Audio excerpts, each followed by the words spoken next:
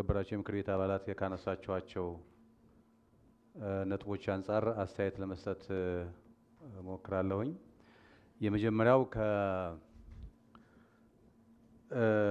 ይሄ በተለይ ከኑሮ ውድነት ጋር የተያያዙ የተነሱ ጉዳዮችን በሚመለከት በሁሉም ክፍለ ከተማ ደረጃ ይነሳል ብለን እንገምታለን። ጥያቄውም ተገቢ ነው።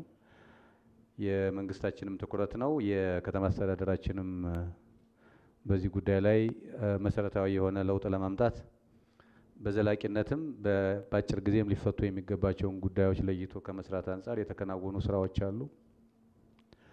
እንዲያም ሆኖ ያው ዓለም አቀፋዊ ገጽታ ባላቸው ጉዳዮች ላይ ደግሞ በተወሰነ ደረጃ አሁንም መፍትሄ የሚፈልጉ ጉዳዮች ይኖራሉ። በህብረተሰባችን ውስጥ የተነሱ ጉዳዮች ከኑሮ ውድነት ጋር ከግብይት ጋር በገበያ ማዕከላት ላይ ባሉ ሁኔታዎች ላይ በውድ ገበያ በማህበራት በመሳሰሉት የተነሱትን ጉዳዮች ስንመለከት ጥያቄዎቹ ትክክል ናቸው፣ ይነሳሉ በየአካባቢው። ምክንያቶቹን ብቻ አንስተን ቀጣይ በሚኖረን ኢንተርቬንሽን እንዴት ነው ችግሮችን ለመፍታት እየታሰበ ያለው የሚለው የምክር ቤት አባላት ጥያቄ ተገቢ ይመስለኛል። በሱ ላይ አስተያየት እሰጣለሁ። የመጀመሪያው ጉዳይ ከኑሮ ውድነት አንፃር በተለይ በዚህ ዓመት ከሰብል ምርት ከግብርና ምርት አኳያ ምንም አይነት እጥረት እንዳያጋጥም የመጀመሪያው ጉዳይ አቅርቦቱን ከፍ ማድረግ የሚል ግልጽ አቅጣጫ ይዘን ነው ላለፉት 9 ወራት ስራዎች ሲሰሩ የቆዩት። ይህንን ለማድረግ ምንድነው የተከተልነው አቅጣጫ የሚለውን ነገር በደንብ ማጤን ይፈልጋል። የመጀመሪያው ማህበራት ያላቸውን ካፒታል የሰብል ምርት እንዲይዙበት እናድርግ።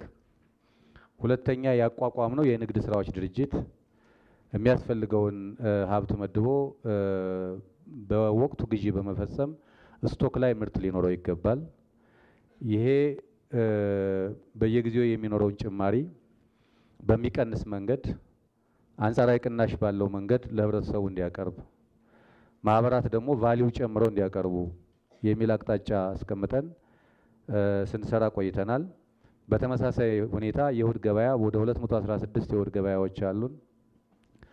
እነዚህ የእሁድ ገበያዎች እሁድ ገበያ መባላቸውን ብቻ ሳይሆን የሚይዙትን የምርት አይነትና የምርት መጠን፣ የምርት ጥራት እንደዚሁም ደግሞ የስታንዳርዳቸውን ማሟላታቸውን መመዘኛዎች አሉን፣ መስፈርቶች አሉን። የአሰራር ስርዓት ተዘርግቶላቸው ነው የሚመሩት። በአንድ እሁድ ገበያ ሊኖር የሚገባው የምርት አይነትና እየተሸጠ ያለበትን የዋጋ ሁኔታ ምንድነው የሚመስለው የሚለው ክትትል የሚደረግበት የግብረ ኃይል አደረጃጀት አለ። በዚህ አደረጃጀት ቸክ እየተደረገ ቆይቷል። እንግዲህ የተከበራችሁ የምክር ቤት አባላት እንዳነሳችሁት በአንዳንድ ኪስ ቦታዎች ላይ የምርት ጥራት ችግር እንደዚሁም ደግሞ የዋጋ ያለመለጠፍ አንዳንድ ጊዜም አመራሩ ሲኖር ዋጋውን የመለጠፍ አመራር እዛ አካባቢ በሚጠፋበት ጊዜ መልሶ እንደገና በዋጋ ጨምሮ የመሸጥ ሁኔታዎች በክትትላችን አጋጥመዋል። ስፋት የላቸውም። ነገር ግን ደግሞ ይሄም ቢሆን መንግስት ቦታውን ለሽያጭ ተጠቀሙ ብሎ በሚያዘጋጅበት ጊዜ ከነፃ ገበያው በአንጻራዊነት ቅናሽ ባለው ዋጋ እንዲሸጥባቸው ነው እነዚህ ቦታ የተፈቀዱት። ከዚያ አኳያ በሚኖረው ክትትልና ድጋፍ የምናያቸው ምልክቶች ስለነበሩ በየወቅቱ ለማረም ጥረት ተደርጓል። አሁንም የተከሰተባቸው ኢንሲደንቶች ካሉ እነሱን ወስደን ማስተካከል ይኖርብናል ብዬ አስባለሁ። ምክንያቱም የእሁድ ገበያ ብለን ዝም ብለን ስንከፍተው ቦታውን ለዚህ ዴዲኬት ስናደርግ ክፍት ስናደርግ ከነፃ ገበያው በአንጻራዊነት ቅናሽ አድርገው ዋጋ ለጥፈው በዚያ ዋጋ እንዲሸጡ ስናደርግ ምክንያት አለው። አንዳንድ ጊዜ የእግረኛ መንቀሳቀሻ ጭምርንም ኮምፕሮማይዝ የምናደርግበት ሁኔታ እንዲፈጠር ያደረገው ነዋሪው በቅርብ በአካባቢው ብዙ የትራንስፖርት ዋጋ ሳያወጣ ገዝቶ እንዲጠቀም ከማድረግ አይን መሆኑ ይታወቃል። ይህንን ከማድረግ አንፃር የምናያቸው ጉለቶች ስፋት ባይኖራቸውም በየኪስ ቦታዎቹ እንደዚህ አይነት ምልክቶችን ከዚህ በኋላም በሚኖረን የስራ ስምሪት የክፍለ ከተማም የወረዳ መዋቅራችንም ከኑሮ ውድነት አኳያ በጥብቅ ዲሲፕሊን እንዲመራ ማድረግ ስላለብን ቦታዎችን ለይተን ጣልቃ ገብተን የምናይበት ሁኔታ ይኖራል ብዬ አስባለሁ። ነገር ግን በአጠቃላይ ከኑሮ ውድነት አኳያ ወስደን ስናይ አዲስ አበባ ኑሮ ውድነትን ለመከላከል የግድ የሰብል ዋጋ ወይም ደግሞ የፋብሪካ ምርት ዋጋ ጭማሪ ብቻ ተደርጎ ተነጥሎ መታየት አለበት ብለን አናምንም። የአዲስ አበባ ከተማ ከኑሮ ውድነትን ለመቀነስ እየሰራ ያላቸው ስራዎች አሉ። ለምሳሌ የፐብሊክ ትራንስፖርት አቅርቦት ለኑሮ ውድነት ጫና አንድ መፍትሄ ነው። የቤት አቅርቦት ለኑሮ ውድነት ጫና አንድ መፍትሄ ነው። በተመሳሳይ ሁኔታ የስራ ዕድል ፈጠራ ለኑሮ ውድነት ጫና ሌላኛው መፍትሄ ነው። እንደዚሁም የምገባ ማዕከላት የተማሪዎች ምገባ የምንላቸው ከአጭር ጊዜ አኳያም ትልልቅ መፍትሄ ሰጪዎች ናቸው እና አዲስ አበባ ከሌላው ለየት ባለ መንገድ ትልቅ ኢንቨስትመንት ትልቅ ሀብት መድባ እየሰራች ያለችው በህብረተሰቡ ውስጥ የሚነሱ የኑሮ ውድነት ምሬትን ሊቀንሱ በሚችሉ ስራዎች ላይ ተጨማሪ ኢንቨስትመንት ያስፈልጋል ብለን ተጨማሪ ኢንቨስትመንቱን ደግሞ በካፒታል ፕሮጀክት ውስጥ ትልቁን ሀብት በመመደብ የፐብሊክ ትራንስፖርት ግዢ በመፈጸም ሰፋ ያለ ቁጥር ያላቸው አውቶቡሶች የፐብሊክ ትራንስፖርት አገልግሎት እንዲሰጡ ማድረግ ችለናል። የህብረተሰቡን በማሳተፍ በበጎ ፍቃድ አገልግሎት ብዙ ቤቶችን በመገንባት በተለይ ዝቅተኛ ገቢ ያላቸው ራሳቸው ቤታቸውን ጠግነው መኖር የማይችሉ የቤት እድሳት የማከናወን ስራ ተሰርተዋል። እንደዚሁም በሎው ኮስት የምንሰራቸው ቤቶች ከኑሮ ውድነት ጫና አኳያ የቅድሚያ የሚሰጣቸውን ጭምር እየለዩ በመስጠት ችግር ለመፍታት ጥረት እየተደረገ ነው ያለው። ከስራ ዕድል ፈጠራ አኳያም ሰፋ ያለ ቁጥር ያለው የስራ ዕድል በመፍጠር ሰው የገቢ አቅሙ ከፍ ካለ ቢያንስ መሰረታዊ የሆኑ ሸቀጦችን ገዝቶ የሚጠቀምበትን እድል መፍጠር ይቻላል በሚል በእነዚህ ስራዎች የከተማ አስተዳደራችን ልዩ ኢንተርቬንሽን በማድረግ እየሰራ ያለበትን ሁኔታ በግምት ውስጥ ማስገባት ጠቃሚ ነው ብዬ አስባለሁ። ከዛ ባሻገር ከእሁድ ገበያ ውጪ በገበያ ማዕከላት ምርት እንዲኖር ምርት እንዲከማች አርሶ አደሮች በነፃ ቦታውን ወስደው እንዲጠቀሙበት የተከበራቸው የምክር ቤት አባላት በኮልፌ፣ በንፋስ ስልክ፣ በአቃቂ፣ በለሚኩራ እነዚህን የግብይት ማዕከላት ወደፊትም በክትትላችን በድጋፋችን የምናረጋግጠው ምርት አላቸው ወይ፣ ለተጠቃሚ እያቀረቡ ነው ወይ፣ የሚሸጡበት ዋጋ ፍትሃዊ ነው ወይ የሚሉትን ጉዳዮች ጨምሮ ክትትል እያደረግን የህብረተሰባችንን ምሬት መቀነስና የኑሮ ውድነት ጫናውን በተወሰነ ደረጃ ማሻሻል የምንችልበት ሁኔታ መፍጠር ይገባል ብዬ አስባለሁ። አዲስ አበባ ከንግዱ ቁጥጥር ስራ አኳያ መሰረታዊ የሆነ ችግር ባይኖርም አሁንም ቢሆን አልፎ አልፎ የሚስተዋሉ የምርት መደበቆች በተወሰነ ደረጃም የኮንትሮባንድ እንቅስቃሴዎች ሊኖሩ ይችላሉ በሚል ግብረ ኃይሉ በዙሪያው ካሉ ከተሞች ጭምር ተቀናጅቶ እንደ አንድ የግብረ ኃይል አባል በሰላምና ጸጥታ የሚመራ አደረጃጀት ያለው በየጊዜው በጋራ እየተገመገመ እየተመራ የሄደበትን ሁኔታ ማስታወስ ያስፈልጋል። ይህም ሆኖ በተለይ የፋብሪካ ምርቶች አቅርቦት ጋር በተያያዘ በተወሰነ ደረጃ አዲስ አበባ ከሚፈልገው ኮታ አኳያ በተወሰነ ደረጃ እጥረት እንኳ ቢኖር ያለውን በፍትሃዊነት ተደራሽ ለማድረግ እየተሰራ ነው ያለው። የዘይት ዋጋ መናር በቅርብ ጊዜ ትንሽ መሰረታዊ የሆነ ችግር ሆኖ አጋጥሞናል። ይህንን ለመፍታት እንደ ሀገር እየተሰራ ነው ያለው። ምክንያቶቹ ይታወቃሉ። ከነዳጅ ከውጭ የሚመጣ ምርት እንደመሆኑ በዓለም አቀፋዊ ጫናውም እንዳለ ታሳቢ ማድረግ ያስፈልጋል። ያም ሆኖ ግን በልዩ ሁኔታ እየተሰራበት ያለ ስለሆነ ወደፊት መሻሻሎች ይኖራሉ ብለን እናስባለን። በአዲስ አበባ ከተማ ደረጃ ግን የመጀመሪያው ስራችን የማህበራትንም ንግድ ስራዎችንም ነፃ ገበያውንም የገበያ ማዕከላትንም የእሁድ ገበያንም የመሰረተ ልማት ላይ በትራንስፖርት በቤት የምንሰራቸው ስራዎች ሁሉ ለኑሮ ጫና መቀነስ አዎንታዊ ድርሻ አላቸው ብለን በዚህ ላይ ሰፊ ስራ እየተሰራ መሆኑን ታሳቢ ማድረግ ያስፈልጋል። የምርት ዝውውር ችግር እንዳይኖር አዲስ አበባ ኬላ የሌላት ከተማ ነች። በየትኛውም መንገድ ምርት እንዲገባ ነገር ግን ደግሞ ወደ ውጭ የሚወጣ ኮንትሮባንድ ካለ በኮንትሮባንድ መልክ የሚወጣ ምርት ካለ ይህንንም ቁጥጥር ለማድረግ የሚያስችል ስርዓት ተዘርግቶ እየተሰራ ነው ያለው።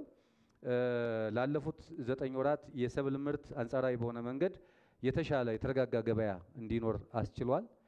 ከምንም በላይ ደግሞ የከተማ አስተዳደራችን የአቅርቦት ጉዳይ ማሻሻል አለብን ብለን አሁንም በከተማ ግብርና በተወሰኑ መሀል ላይ የነበሩ ውጣ ወረዶች ነበሩ። እነሱን አርመን አስተካክለን ፈረቃ ያለው የምርት አቅርቦት እንዲኖር የሚያስችል ስርዓት ተዘርግቷል። በእንስሳት ውጤቶች በዶሮ በእንቁላል የነበሩ የዋጋ ትንሽ ከፍ የማድረግ ጉዳዮችን ለማስተካከል ስራ እየተሰራ ነው ያለው። በቀጣይ ጊዜ ብዙዎቹን ነገሮች የምናስተካክላቸው እንደሆኑ ታሳቢ ማድረግ ያስፈልጋል። ይህን እያገዘ ያለው ቅድም ክብርት ወይዘሮ ልዕልቲ እንዳነሳቸው የማህበራት ሪፎርምን በሚመለከት የተከበራቸው የምክር ቤት አባላት በየአካባቢው ያሉ ማህበራትን የከተማ አስተዳደራችን ግልጽ አቅጣጫ ብቻ አይደለም የህግ ማዕቀፍ አዘጋጅቶ 2 ደንቦችን አጽድቆ ነው ወደ ስራ እንዲገባ የተደረገው። እነዚህ 2 ደንቦች አንደኛው የአሰራርና የአደረጃጀት ስራቸውን የሚመሩበት እንዴት መመራት እንዳለባቸው የሚደነግግ ደንብ አጽድቀናል። ሁለተኛ የግዥ የፋይናንስ ስርዓታቸው እንዴት መመራት እንዳለበት ደንብ ጸድቆ ወደ ስራ ተገብቷል። በዚህ አማካኝነት መሻሻል ጀምረዋል። ሪፎርም ያው ረጅም ጊዜ ሊወስድ ይችላል። የኦዲት የንብረት አያያዛቸው ሀብታቸው በትክክለኛው መንገድ ኦዲት እየተደረገ ለአባሎቻቸው ብሎም ለህብረተሰቡ ምርት የሚያቀርቡበትን ሁኔታ ለማሻሻል ሰፊ ስራ እየተሰራ ነው ያለው። አሁንም የጨረስነው ስራ ስላልሆነ ቀጣይ መስራት አለብን ብለን ነው የምናስበው። በተለይም ቫልዩ አዲሽን ላይ እንዲሰሩ ምርት ማቅረብ ብቻ ሳይሆን አንዳንዶቹ የተሻሉ ማህበራት ያገኙትን ምርት ወደ ተሻለ ነገር ቀይረው ለህብረተሰቡ የሚያቀርቡበት ሁኔታ የተጀመሩ ስራዎች አሉ። አንዳንዶቹ ደግሞ ያላቸውን ሀብት አሻሽለው ከዚህ በፊት በክራይ በመሳሰሉት ይገኝ የነበረውን መጠነኛ ገንዘብ አሁን ራሳቸው ይዘው ማስተዳደር ሲጀምሩ በ300 በ400 እጥፍ ከፍ ብሎ ገቢ የማግኘት እድላቸውን ከፍ እያለ ነው። የአዲስ አበባ ከተማ አስተዳደርም ከድጎማ ወጥተው ራሳቸውን ችለው እንዲመሩ ከማድረግ አንጻር በጥብቅ ዲሲፕሊን በሪፎርም እየተገመገመ እየተመራ ነው ያለው።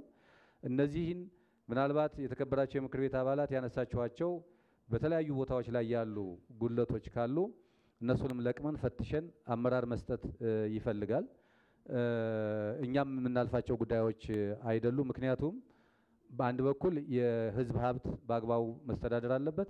በሌላ መንገድ ደግሞ ቀላል ሚና አይደለም ያላቸው በኑሮ ውድነት ላይ ያስከተሉት ያላቸው አቅርቦት የራሳቸው ሀብት በተለይ ለአባላቶቻቸው እንዴት ማድረስ እንዳለባቸው መሰረታዊ ሸቀጦችን እንዴት ማዳረስ እንዳለባቸው በቴክኖሎጂ የተደገፈ ቁጥጥር የሚደረግበትን ስርዓት እየፈተሹ መምራት ይፈልጋል። ኮንሰርኑ ትክክል ነው። ለማረም ግን ምቹ ሁኔታ አለ። የህግ ማዕቀፍ ተዘጋጅቶ ወደ ስራ ተገብቷል። ብዙዎቹን የሪፎርም ስራዎች እስካሁን በመጣንበት ሂደት ውጤታማ ነው። ቀጣዩ ጊዜ ደግሞ ዴሊቨሪ ነው። ምን ያክል ምርት ለህብረተሰቡ በሚገባ እያቀረቡ ናቸው፣ እየሸጡ ናቸው፣ ማህበራቶቹ ለአባሎቻቸው ተጠቃሚነት የሚተጉ ናቸው ወይ፣ ኦዲት ያስደርጋሉ ወይ የሚሉትን እየፈተሹ አመራር መስጠትን ይጠይቃል። በየትኛውም መንገድ የኛ አቅም ውስንነትም ቢኖር ሀብታቸው ለብክነት እንዲጋለጥ አንፈቅድም። ይሄ ደግሞ የከተማ አስተዳደሩ የማህበራት ኮሚሽኑ ብቻ ሳይሆን ከተማ አስተዳደሩ ላይ ያለው ከፍተኛ አመራርም ለጉዳዩ አጽንኦት ሰጥቶት አመራር እየተሰጠበት እንደሆነ በዚህ አጋጣሚ ለማንሳት ነው። በበዓል ሰሞን አካባቢም እነዚህ ምናልባት በቅርብ ያያችኋቸው ነው። አሁን የስጋ አቅርቦትን በ239 አካባቢ የስጋ መሸጫ ሱቆች እጅግ በጣም በዝቅተኛ ዋጋ ለህብረተሰቡ ያቀረቡበት ሁኔታ እናያለን። ይሄ እንዲቀጥል ያስፈልጋል። ዘላቂ ሆኖ እንዲቀጥል ያስፈልጋል። ይህንን ለማድረግ በበዓል ብቻ የምናደርገው ሳይሆን ምናልባት የዋጋ መደመር መቀነስም መጨመር መቀነስም ባህሪ ሊኖረው ይችላል። ግን ሄዶ እነዚህን የማህበራት ሱቆች፣ ስጋ ቤቶች ዝቅተኛ ገቢ ያላቸው ህብረተሰብ ክፍሎች የሚጠቀሙባቸው ስለሆነ እንዳይቆራረጥ ለማድረግ የሚያስችል ስርዓት መዘርጋት ይፈልጋል። ይህንን የምናደርግበት ሁኔታ እንደሚኖር ታሳቢ ማድረግ ያስፈልጋል። ሌላኛው ምናልባት ከኮሪደር ልማት አኳያ የተወሰነ ሀሳብ መስጠት ያስፈልጋል። በተለይም የተከበራቸው የምክር ቤት አባላት ያነሳችሁት የኮሪደር ዴቨሎፕመንቱ በህብረተሰቡ ውስጥ እየፈጠረ ያለውን ስሜት አዳምጣችኋል። በዚህ ምክር ቤትም ምን አይነት ስሜት እንዳለ ሪፍሌክት ተደርጓል። ትክክለኛ ገጽታ ነው ብዬ አምናለሁ። የኮሪደር ዴቨሎፕመንቱን በዘላቂነት ወይም ደግሞ በኢንዴፕዝ አይተን በጥልቀት አይተን ስንረዳው የበለጠ ፋይዳውን እየተገነዘብን እንሄዳለን ብዬ አስባለሁ። አሁን በምናያቸው ነገሮች ላይ ብቻ የሚለካ አይደለም። የኮሪደር ዴቨሎፕመንቱ ጥልቅ ኮንሴፕት ያለው ነው። ጥልቅ ኮንሴፕቱ ከከተማ ፈጠራ ጋር አኳያ ልናየው የሚገባ ነው ብዬ አስባለሁ። በዛ መንገድም እየተሰራ ነው ያለው፣ እየተመራም ነው ያለው። ይህንን ከማድረግ አንጻር ግን ቀላል አይደለም ኢንቨስትመንቱ። የተደራሽነት ጉዳይ፣ የፍትሃዊነት ጉዳይ እንዲሁ የሀብትን የማከፋፈል ጉዳይ ተደርጎ ሊወሰድ የሚገባ ነው ብዬ አላስብም። የኮሪደር ዴቨሎፕመንቱ በአንድ በኩል ከተማ መልሶ የማልማት ጉዳይ ስለሆነ፣ በሌላ መንገድ ደግሞ ተወዳዳሪ ከተማን የመፍጠር ስታንዳርዳይዝድ የሆነ የመሰረተ ልማት አቅርቦት፣ ስታንዳርዳይዝድ የሆነ የመንገድ፣ የመብራት፣ የውሃ፣ የስልክ መስመሮችን ዘለቄታዊነት ታሳቢ ያደረጉ ስራዎች፣ ዘለቄታዊነት ያላቸው የፐብሊክ ስፔስ ፈጠራ ጉዳዮች፣ ዘለቄታዊነት ያላቸው የግብይት ማዕከላት የመገንባት ጉዳዮች፣ ዘለቄታዊነት ያላቸው ኮምፓክት የሆነ የከተማ ዴቨሎፕመንት ሊያመጣ የሚችል የአፓርትመንት ግንባታዎችና የግብይት ማዕከላት፣ የጤና እና የስፖርት እንደዚሁም ሁሉን አቀፍ የሆኑ ስራዎች የሚሰራበት ፕሮጀክት በመሆኑ ምክንያት የሚጠይቀው ኢንቨስትመንት ቀላል አይደለም። የከተማ ያለውን ሀብት 71%ን ለካፒታል ፕሮጀክት ሲያውል በኮሪደር ዴቨሎፕመንት ላይ የምንከፍለው ካሳ፣ ለመሰረተ ልማት የምናወጣው ወጪ፣ በአጠቃላይ ለግንባታ ስራ የምናወጣው ወጪ የሚጠይቀን ሀብት ከፍተኛ ነው። ይሄ ከከተማ አስተዳደራችን ከማንም ድጎማ የተገኘ ሀብት አይደለም። ከከተማ አስተዳደሩ ከሚሰበሰብ ሀብት ነው ኢንቨስት እየተደረገ ያለው። ከዚህ አኳያ በቀጣይ ምንድነው የታሰበው የሚለው ኮሪደር ዴቨሎፕመንቱ ኮንሴፕቱ ይቀጥላል፣ ስራውም ይቀጥላል።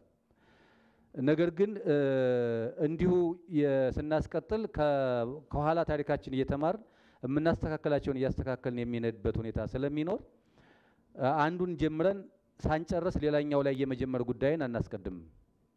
በዚያ ኮንሴፕት መረዳት ያስፈልጋል። ሁለተኛ ቅድመ ዝግጅት ይፈልጋል። ብዙ ቤት ማልማትን ይጠይቃል። መሰረተ ልማት የተሟላለት ቤት ማቅረብን ይጠይቃል። የራሱን የቻለ ዝርዝር የሎካል ዴቨሎፕመንት ፕላን እና የአርበን ዲዛይን ኔበርሁድ ዲዛይን መሰራት አለበት። እነዚህ መሰራታቸው ብቻ ሳይሆን ይህንን ለመስራት የሚያስችል የሀብት አቅም ይጠይቃል። የምንፈልገውን ካሳ ለመክፈል የሚያስችል ዝርዝር ጥናቶች ሲያልቁ እነዚህ ስራዎች መቀጠል መቻል አለባቸው። ኮሪደር ከዚህ በኋላ ብናቆመውም ያለው ዲማንድ ከፍተኛ ነው። ዲማንዱ ብቻ ሳይሆን ምንስ ልንሰራ እንችላለን? ከተማን መፍጠር የሚያስችል እድል ካለ ከዚህ በላይ የተሳካ ስራ ሊመጣ አይችልም። ይህንን ለማከናወን ግን ቅድመ ዝግጅት ያስፈልጋልና በየአካባቢው ለተነሱ ጥያቄዎች በዚህ ቀን የሚል ሳይሆን የከተማ አስተዳደራችን ያለውን ሀብት አጣጥሞ ዝግጅቱን በሚያጠናቅቅበት ጊዜ ቤት አልምቶ ለሚነሱ ሰዎች መፍትሄ በምንሰጥበት ሁኔታ ላይ በዚያ ደረጃ ስንደርስ የሚያስፈልገው መሰረተ ልማት የተሟላለት የቤት አቅርቦት መኖሩን ስናረጋግጥ እንደዚሁም የሚያስፈልገውን ሀብት መመደባችንን ማግኘታችንን መሰብሰባችንን ስናረጋግጥ ፕላን አድርገን ዲዛይን አድርገን ያንን ዲዛይን በካቢኔ ውይይት አድርገን አጽድቀን ወደ ስራ የምንገባበት ሁኔታ የሚቀጥል ነው የሚሆነው። ያን ለማድረግ ግን ዝግጅት እንደሚያስፈልግ ታሳቢ ማድረግ ያስፈልጋል። በዚህኛው አሁን በምንሰራው ኮሪደር በስምንቱም ኮሪደሮች እየተሰሩ ያሉ ስራዎች ምናልባት የካዛንቺስ በባህሪው ሪዴቨሎፕመንት ስለሆነ ሙሉ የማልማት ጉዳይ ስለሆነ ሰፋ ባለ መንገድ በቅርብ የተመረቀ ፕሮጀክት ነው። ይሄ ግዙፍ ነው።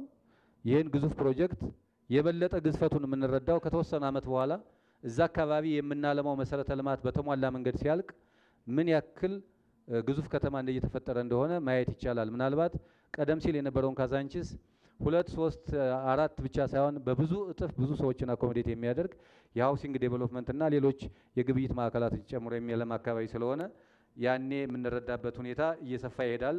ህብረተሰቡም በሚገባ እየተገነዘበው የሚሄድበት እድል እያደገ ይሄዳል ብዬ አስባለሁ። እንግዲህ በዝርዝር በእነዚህ የኮሪደር ዴቨሎፕመንት ጉዳዮች አልሄድባቸው። ምክንያቱም እያንዳንዱ የምክር ቤት አባል በየአካባቢው የሚከናወኑ ስራዎችን የሚያይበት ሁኔታ ስላለ ዋናውና ትልቁ መሰረታዊ ጉዳይ እንዴት ነው ቀጣይ እየታሰበው የሚለውን ከመመለስ አይን አሁን ባልኩት መንገድ በቂ ዝግጅት እያደረግን ከህብረተሰባችን ጋር እየመከርን ቀጣዩን ስራ የምናስቀጥልበት ሁኔታ እንደሚኖር ታሳቢ ማድረግ ያስፈልጋል።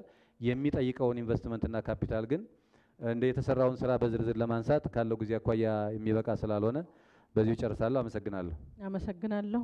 ክብርት ከንቲባ ተቃል